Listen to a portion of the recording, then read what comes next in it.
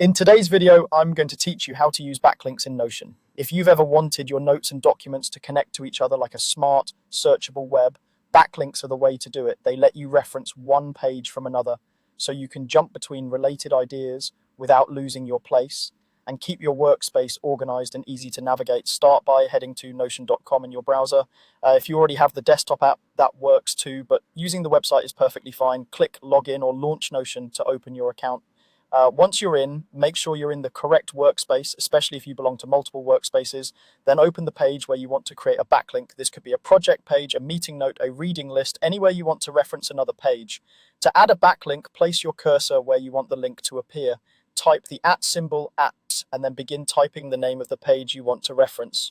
As you type, Notion will show you matching pages. Choose the one you want, and Notion will insert a link right into your text.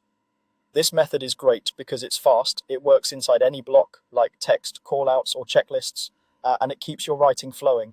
There's another quick way to do the same thing.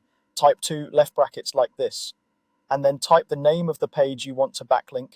You'll see the same suggestions appear.